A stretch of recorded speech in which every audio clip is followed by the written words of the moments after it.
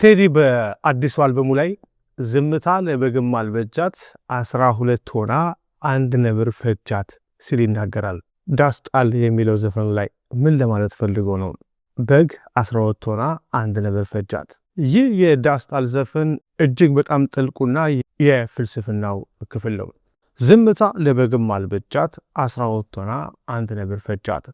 ይህ የዘመናችን ዝምተኛ አብላጫ ወይም ደግሞ ሳይለንት ማጆሪቲ የምንለውን ቁልጭ አድርጎ የሚያሳይ የፖለቲካ ትንተና ነው።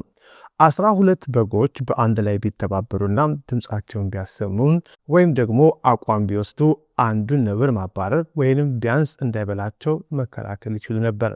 ነገር ግን በጎቹ የራሳቸውን ተራ የጠበቁ በዝምታና በፍርሃት ስለታሰሩ አንድ ነብር ማለትም ጥቂት አክራሪና ጽንፈኛ የፖለቲካ ኃይሎች አብላጫውንና ሰላም ወዳዱን ህዝብ አንድ በአንድ እያረዱ ጨረሱት ለማለት ነው። የብሪታንያው ፖለቲከኛ ኤድመንድ በርክ ክፋት እንዲያሸንፍ የሚያስፈልገው ብቸኛ ነገር ጥሩ ሰዎች ዝም ብለው መቀመጣቸው ነው ያለው እዚህ ጋር በትክክል ይገጥማል።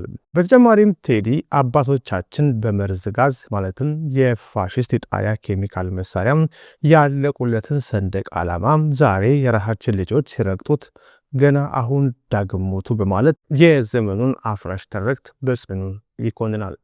እስኪ ዘፈኑን በስፋት ተንትነነዋል። በዛሀበሻ 251 ዩቲዩብ ቻናል ላይ ሙሉን የዘፈኑን ሪቪው ተመልከቱ። ዳስጣል